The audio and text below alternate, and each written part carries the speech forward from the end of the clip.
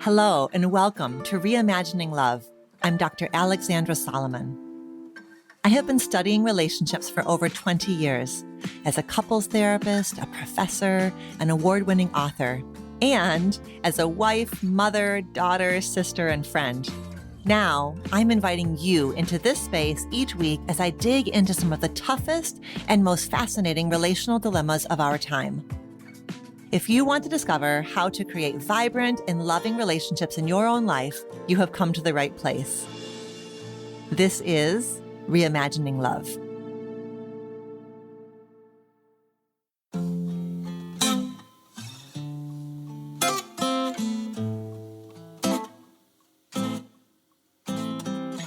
Hi there. Welcome back to Reimagining Love. Today, I am excited to share a solo episode with you, just you and me, exploring a fear that many of us carry inside of our intimate relationships, but one that we rarely say out loud, which is the fear of settling. What is it? Where does it come from? And most importantly, what does it cost us? My goal today is to offer you a reframe that is both clarifying and hopeful. We're going to reimagine what acceptance actually means, not as a passive giving up, but as one of the most powerful and underrated tools available to us in love. And before we begin, you know I'm a caveat girly, so let me talk you through a few important caveats. Number one, I want to be crystal clear about what we are not doing today. You are not going to be asked to accept the unacceptable. Never, never, never. I like this quote from Dennis Waitley. It goes like this: change the changeable, accept the unchangeable, and remove yourself from the unacceptable. And there are some obvious things that I consider to be genuinely unacceptable in an intimate relationship, and I hope that you do too, including emotional, physical, sexual, financial abuse of any kind, a pattern of deceit or a pattern of betrayal.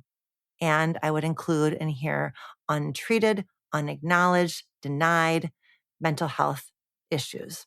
Not treated ones. The treated ones are the kinds of things that make us really wonderful partners, right? When we tend to our emotional health and take care of ourselves in ways that protect ourselves and the people that we love. So I'm talking here about untreated and denied and unaddressed mental health issues, substance abuse issues. So everything I say from here on out is not applicable to those situations. What I'm talking about today is the messy and imperfect reality of a relationship with a fundamentally decent person, and yet the lingering fear that you may have shortchanged yourself by being in this relationship. Okay, caveat number two, I'm going to also take as a base assumption that you have agency, that you have the ability to choose whether you are in or out of this relationship. And I recognize that's a privilege. It's a privilege that not everyone in the world has, particularly women in many parts of the world and those in adverse and chaotic contexts. But I am speaking to you today, assuming that you are someone who can, in theory, choose, and who is nonetheless troubled by this fear that you're settling. Number three, if you are seriously on the fence, experiencing what I call relational ambivalence, like sitting with this nagging question, should I stay or should I go? We've linked the Reimagining Love podcast episodes on that topic in the show notes, along with one called Inviting a Reluctant Partner into Relationship Work. But please hear me and believe me when I say that nothing in this episode is intended to twist your arm in any way, shape, or form into staying. Obviously, and thankfully, I do not and should not get a vote in what happens, in your relationship choice-making process. So if, as you listen, there's a part of you that pipes up and says, like, Alexandra, you don't get it. My partner isn't stepping up, or I'm really deeply unhappy. Okay, take care of that part of yourself. That part of you is carrying pain, anxiety, confusion. And view this episode as me simply sitting alongside you and looking at all the things we're going to be looking at today. Our tendencies towards relationship comparison, the fraught nature of the concept of settling, our difficulties with acceptance, which, spoiler alert, often start with our difficulties accepting ourselves.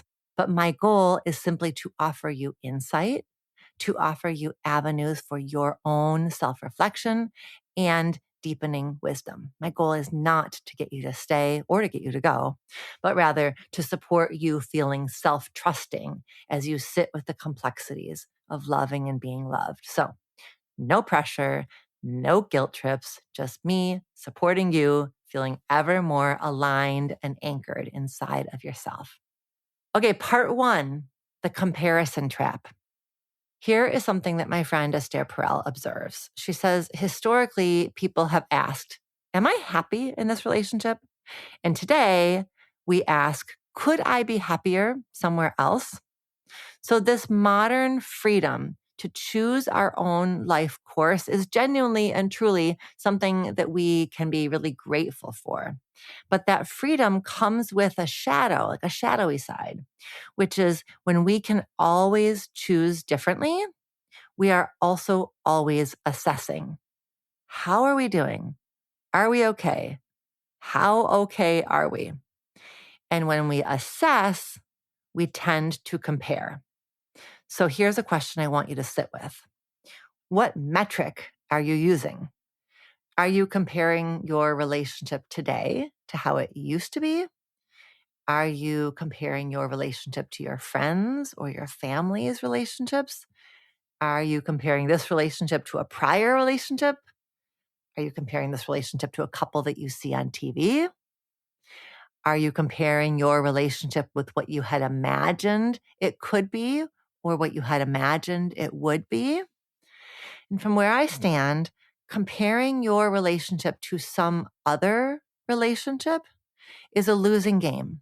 You and your partner deserve a metric that is about you, about the two of you, about that which is actually true and alive within and between the two of you. So, if this is landing and you are trying to figure out the quality of your relationship or assess how the relationship is going, here are the questions I'd invite you to sit with instead. Number 1, who do I get to be in this relationship? Which parts of me are welcomed and celebrated? Number 2, to what degree am I able to live in accordance with my values here? Number 3, who does my partner get to be in this relationship? What parts of them are welcomed and celebrated? 4, to what degree is my partner able to live in accordance with their values in this relationship? 5, to what degree do I feel seen and supported by my partner?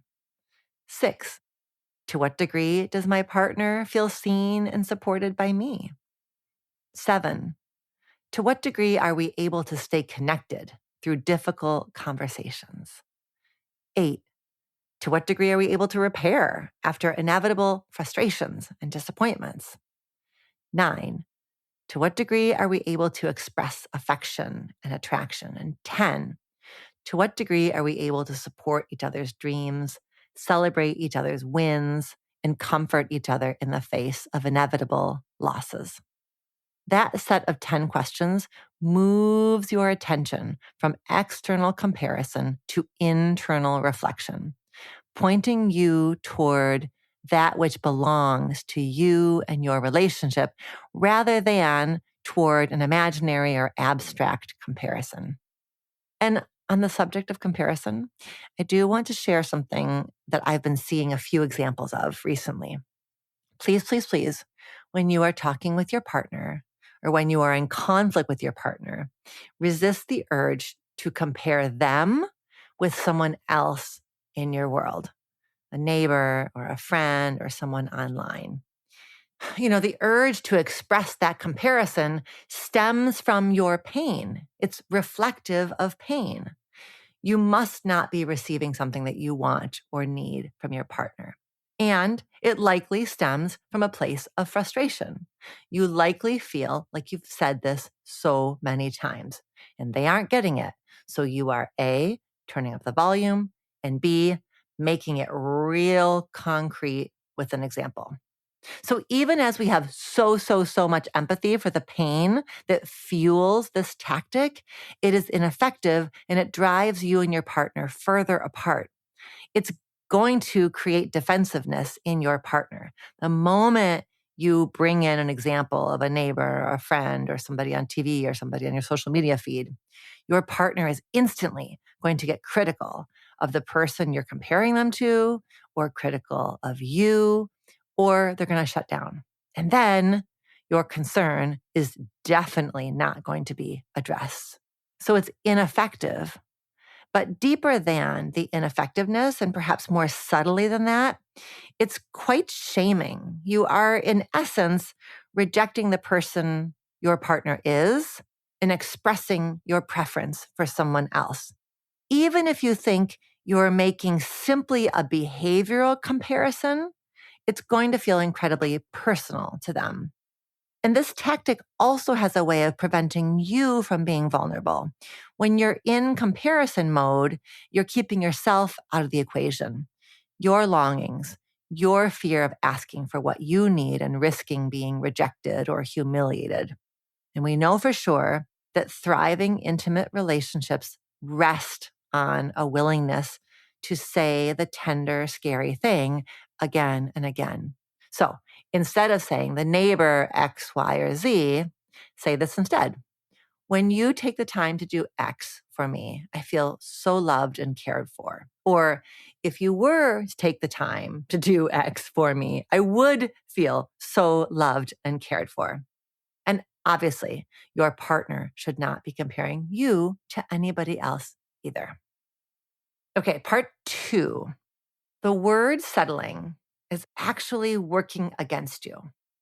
Let's look carefully at what we actually mean when we say, I'm scared I'm settling, or I think I settled. Usually that phrase is carrying within it one or more of the following: inequity, a sense that you are giving more than you are receiving. Something feels unfair, that you have the short end of the stick. Disappointment, a sense that the lived reality of this relationship does not match up with what you had imagined it would be. And regret, a feeling that you committed to someone who was available rather than continuing to seek someone who might have had more to offer. And those are very real feelings, and they're feelings that deserve to be taken seriously. But here's what I want you to consider. Language matters. The words that we use have the power to shape our perception. And the moment that I use the word settled, I settled, my partner's limitations and deficiencies move into the foreground of my vision. They get amplified, and their lovely qualities, their strengths, quietly move into the background. When I use the word settled, I stop seeing the whole person and I start seeing a case against them. And there's something else that happens. The moment I use the word settled, I turn against myself. I disconnect from my own self-trust. I'm essentially saying the version of me who chose this person wasn't discerning enough. That version of me was impulsive or naive. That version of me didn't believe that I was worthy of more. And listen, this is tricky because as a Reimagining Love listener, it is safe for me to assume that you are on a journey of connecting the dots between your early relationship experiences, for example, in your family of origin, and your adult relationship patterns, including in your intimate relationships. And it is definitely the case that as you learn and heal, you revisit your choices with fresh eyes. Everything from your major in college to your choice of where to live to the partner that you chose to build a life with. And it can feel in moments like, oh my God, wait a minute. Is my entire personality one gigantic psychological adaptation? Is my whole personality a trauma response? Like, who am I? How am I supposed to even know what I want or need in my life? And I think that you are doing yourself dirty to even entertain the idea that your whole self is merely a set of adaptations. You are and always have been composed of soul and gifts and talents and quirks and blind spots and coping strategies.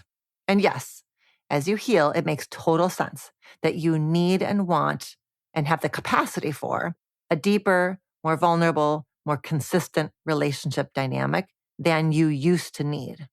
Healing your feelings of unworthiness and your negative self-concept leads you to feel ready and able to ask and receive and give in ways that you couldn't do before your relational self-awareness journey began.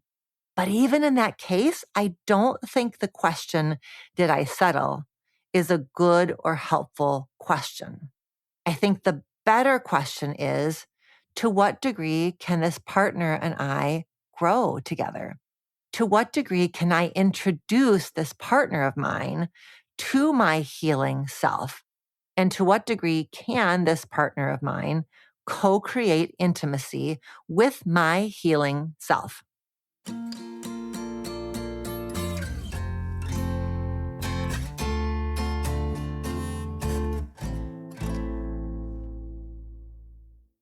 Because a relationship is a system, a change in one part of the system shakes the whole system. Your healing expansion invites your partner to expand too. But here's where the rubber hits the road. Are you able to lovingly introduce your new needs to your partner rather than demanding? Are you able to be patient with your partner rather than testing them? Is your partner able to celebrate your growth rather than control it or minimize it? And is your partner able to get curious about your growth rather than criticize it? Right? You both have a responsibility to fight for connection, even as you are growing and healing.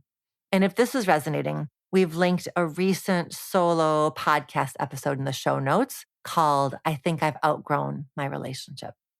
Our bottom line here is that the language of settling is unhelpful. When you view your relationship through the lens of settling, you create a binary, an either or. You box yourself into a corner that only has two exits. Exit one, you resign yourself to your lot in life. You chose poorly, you didn't set your standards high enough, and now you just have to tough it out with bitterness, with blame, with quiet shame. Exit number two, you end the relationship. And listen, if you find yourself thinking, no, truly, if I knew then what I know now, I would not have chosen this partner. And if that feels deeply and unavoidably true, then the most merciful path may in fact be to leave with care and clarity. If after all this exploration, you are still feeling clear in your perspective that you have settled, then just stay with that.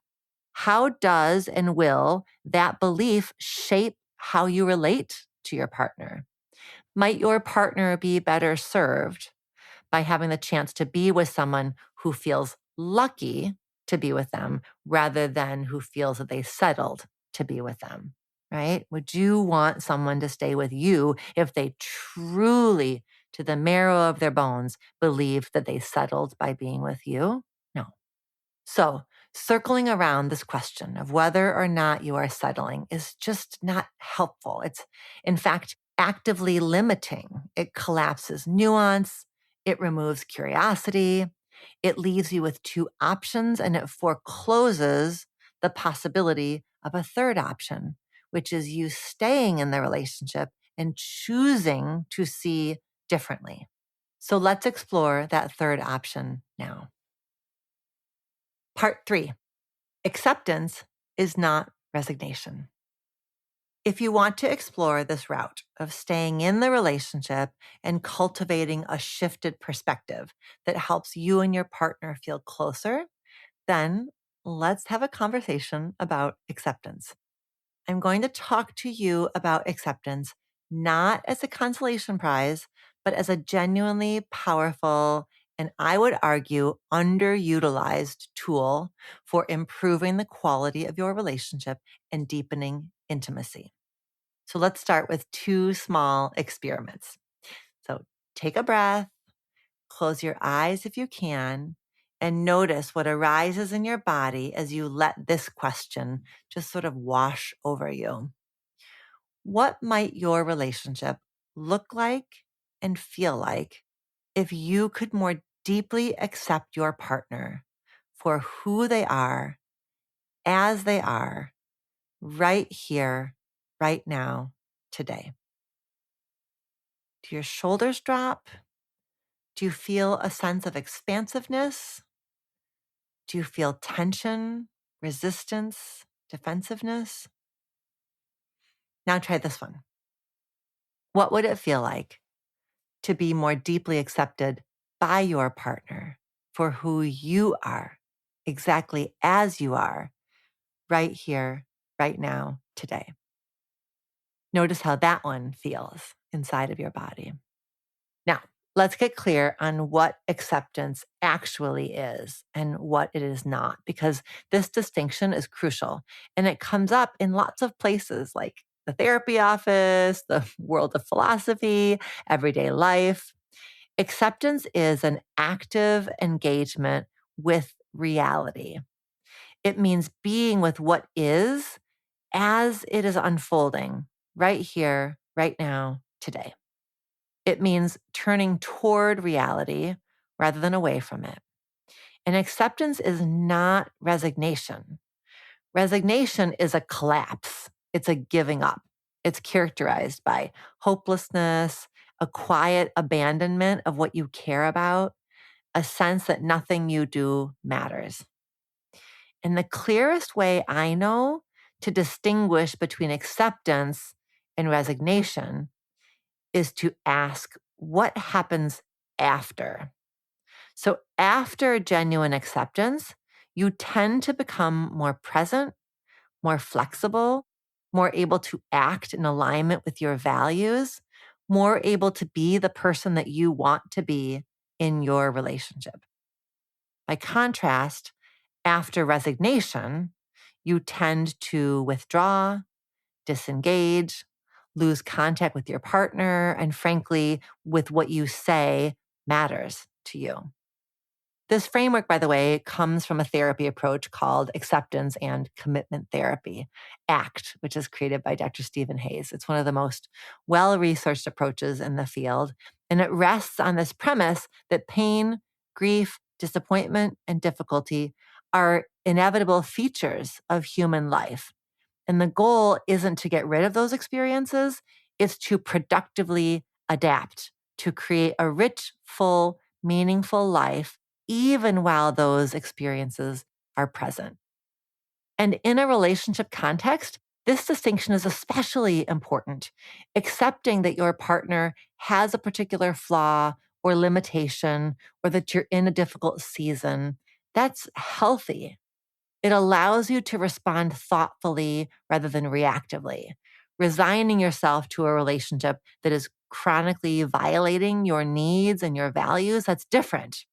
That can look like acceptance on the surface, but underneath, it's a slow erosion of self. So here's a useful gut check. If your acceptance is accompanied by continued engagement with what matters to you, your growth, your needs, your sense of self, it's probably genuine acceptance. If it's accompanied by a quiet withdrawal from those things, that's probably resignation wearing acceptance's clothes. Acceptance, by the way, also is not tolerance. It's not about gritting your teeth and enduring, and it's not passive. So think of it like receiving a package in the mail, whether it was welcome or not. You acknowledge what arrived. You don't pretend it isn't there, but you also don't let it redirect your whole life. So acceptance is active, it's committed, it's non-evaluative. And the act of practicing acceptance builds your capacity to make room for all kinds of experiences that are uncomfortable but inevitable. Physical pain, difficult thoughts, grief, disappointment. And so your relationship with your partner is an arena in which you can practice flexing those acceptance muscles. And by a sort of paradoxical relationship physics, the more acceptance you demonstrate, the more you create the conditions for your partner to step into the changes that you are wanting and needing. Acceptance has this unexpected power to clear the runway for change. Why? Because your acceptance is part of what makes it emotionally safe enough within the context of your relationship for your partner to take the risk of changing. Changing is risky, right? And your acceptance helps their change feel like it's an act of love rather than an act of self-abandonment or capitulation. So I want to shout out here a solo episode that we did on Reimagining Love called Is There an Effort Mismatch in Your Relationship? Which argues that in relationships, sometimes couples get polarized between change and acceptance, and they double down on their own position and they cause a stalemate, and that creates a sense that they aren't being understood or appreciated by their partner. And this circumstance leads to neither true acceptance nor true change. And that growth can only happen when both partners are able to inhabit the energy of acceptance and the energy of change. So you will find that episode in our show notes. I'm going to wrap up this exploration of acceptance by offering you 3 points of self-reflection. Number 1, sometimes our ability to extend acceptance to others is blocked because we are struggling to accept ourselves. Sometimes we are as hard on them as we are on ourselves. So what are you struggling to accept within yourself that is perhaps compromising your ability to practice acceptance of your partner? So you can feel free to jot that question down and do a little journaling about it later. Number 2, take a moment with this question. What do you imagine the people in your life who love you and who value you are accepting about you? Like, let yourself really consider it, not as a way to feel bad about yourself or guilty, but as a reminder that some measure of acceptance, some measure of settling is built into all relationships. The other reason I want you to really consider the things that other people are actively working to accept about you is because there's a way that I think you can take the energy of acceptance that you are offered by your loved ones, and you can use that energy, harness that energy, and direct it then towards your partner. Like you can leverage the acceptance you are receiving if you notice the ways in which you are receiving it. And then that kind of energizes you or fills you up or charges you up to offer it to your partner. Number 3, practicing acceptance with your partner can help you feel closer to them, but it also becomes a powerful gateway to self-compassion. Your partner has limitations, imperfections, and quirks, and so do you. And that grace that you are learning to extend to them, see what happens if and as you extend that towards yourself as well. Bend the arrow back to you. That which you are practicing extending to your partner, you can also extend to yourself.